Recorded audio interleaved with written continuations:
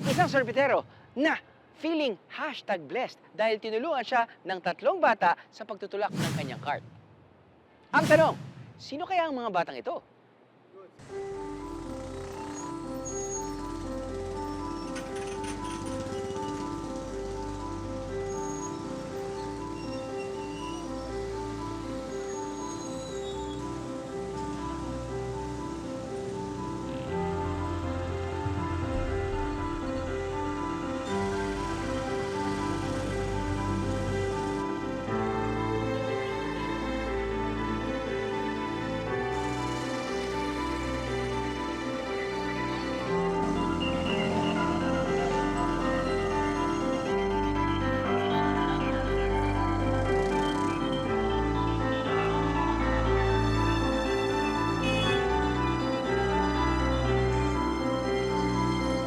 Nang i-post online ang video na to ng netizen na si Armel Maglalan, umabot na sa more than 2 million ang views at 40,000 plus ang shares nito.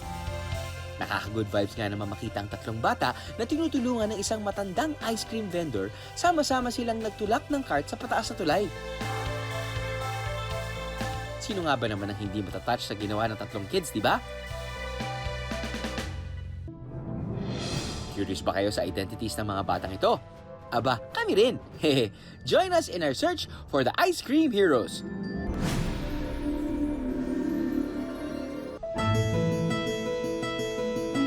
Taga-Pasig rin raw ang 3 bata, kaya let the search begin!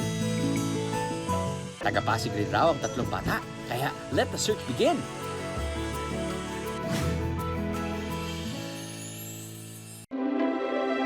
Ang una naming nahanap, ang only rose among the thorns.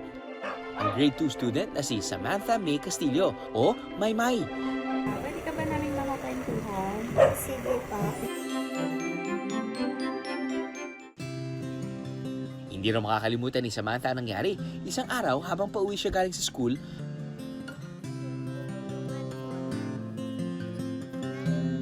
Galing po kami sa eskwelahan, tapos pauwi po kami. Nagtitinda po ng ice cream. Nakita po namin siya na nahihirapan. Tinulungan namin siya. Hanggang baba po. ang pagiging matulungin, malamang nakikita ni Samantha sa kanyang mga magulang.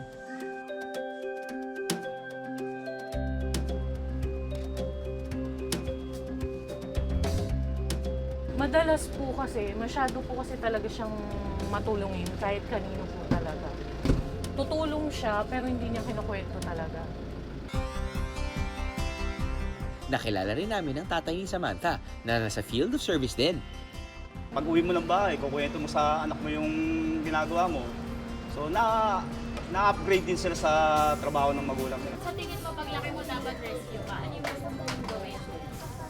Tumulong sa mga tao na nangangailangan. Ang isang kasama ni Samantha sa video, madali naming nakilala dahil classmate daw niya ito, si John Recni Leones. Sabay raw silang umuwi ng araw na yun at sabay ding naisipang tulungan ng sorbetero.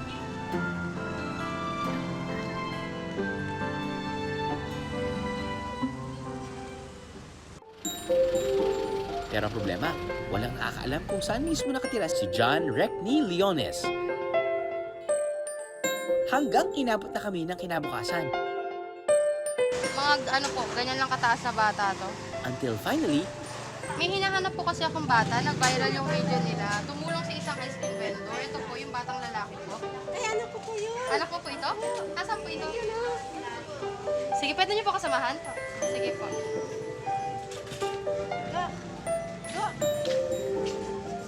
Ay! O, pwede ka makipagkwentuhan sa'yo regarding din sa video mo? Pwede mo ko kwentuhan sino to? Yung kasama mo? Si Samantha. Si Samantha. Ano mo po si Samantha? Kaklase ko po. Kaya po kami nandyan po kasi po, tinulungan po namin. Pamatid ko po siya sa baba po ng kalawaan. Tapos po, bigla po kami may nakita. Tapos tinulungan po namin. Tapos, Kasama mo umuwi si Samantha. apo, inatid ko lang. Hinahatid mo siya.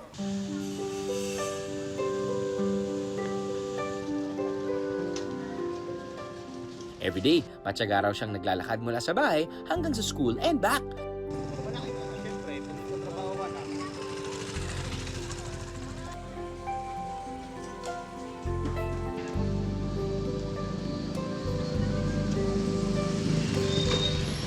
Kasambahay ang nanay ni John Reckney at construction worker naman ang tatay. Ano po yung nararamdaman nyo na yung anak nyo nakatulong sa ibang tao? Tungtuwa ako, ma'am. Siyempre, proud ng magulang yung anak niya. Matino eh.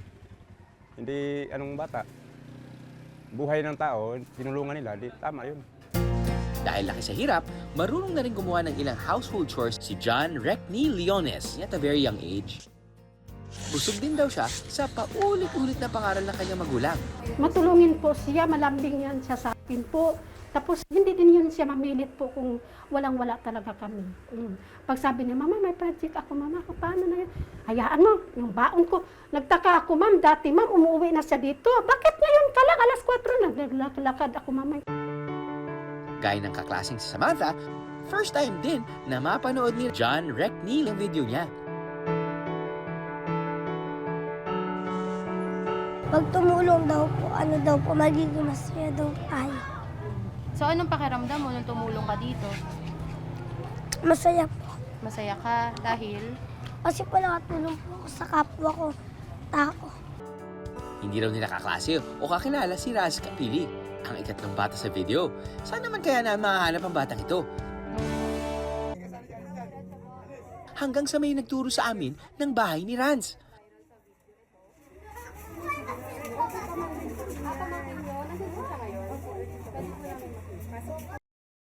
Nakita raw ni Ranz ang ice cream vendor at ang dalawang batang nagtutulak ng ice cream cart. Parang nahihirapan daw ang mga ito, kaya nakitulong na rin daw siya.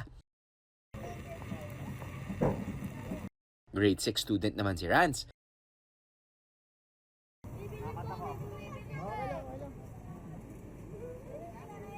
bakit mo naisipan palang tumulong dun sa matandang nagtitinda? Kasi, ma'am, di ko po inisip yun. Wala po akong inisip na, uy, pag tinulungan ko to, alam ko may magbibideo na ito. Di ko po inisip yun. Ang inisip ko po talaga, dapat kong tulungan si tatay dahil nahihirapan na po siya. Ayun.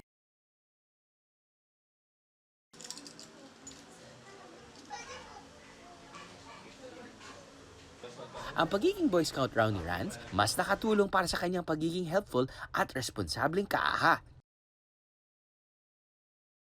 Traffic po kasi nun. Yung una po talaga, yung dalawang bata. Nakita ko po, hinahatak nila di po nila mapaandar. Tumawid po ako sobrang bigat po ng bag ko nun. Ako po yung humatak sa harapan para kunin yung puwersa paakyat. Kaya ako po ginawa yun kasi dahil po sa matuwa po yung mga tita ko na may bunga din po yung sa akin, pagtuturo ng tama at mali. Tinulungan ko po si Lolo dahil nahihirapan na po siya. At saka tinulungan ko po siya dahil alam kong tama ang pagtulong. Ang kanyang tita Jessica ang nagsisilbing guardian ni Ranz. OFW kasi sa Lebanon ang mami niya. At paminsan-minsan na lang din sila nagkikita ng daddy niya. Ang mga taga-Bambang Elementary School sa Pasig, super proud din sa kanila. Si Samantha at si Reckney, hindi naman nawawala ang kakulitan ng mga bata. Ngunit, nakikita din talaga ang pagtulong at kabaitan nila dito sa loob ng classroom. Sa mga kaklase, pati sa mga guro kapag nasa labas ng classroom. Sa paglilinis ng classroom, sa pag-aayos ng mga gamit, ng mga upuan, kapag kukunin ng mga gamit ko, pagpapasok na ako para dalhin dito sa classroom. Si Reckney, ganun din, maaasahan siyang bata na kahit nawala po ako, kumikilos siya at alam niya yung mga responsibilidad niya dito sa loob ng classroom. What is the meaning of the wedge? Yes. A wedge is made out to incline to inform a sharp edge. Example, knives, axe, Okay, very good. Palagi ko yan nakikita kay Ranz, maging sa akin bilang advisor niya at sa classmate niya. Every time na merong group activity, yan, hindi nawawala yung pagiging leader ni Ranz para tumulong, mag-volunteer sa classmate niya, lalo sa akin. Simpleng mga estudyanteng may malalaking pusong tumulong. Perfect example sa mga amazing na kabataang dapat tularan. Matulungin? Check. Responsable? Check. At mabait? Check pa rin. Sa tingin niyo ba, deserving ang tatlong ito ng isang happy regalo? Find us on Facebook, AHA! At i-share sa amin ang inyong thoughts kung bakit sila ang karapat-dapat makatanggap ng ating Happiness Christmas Box. Hihintayin namin ang comment nyo ha.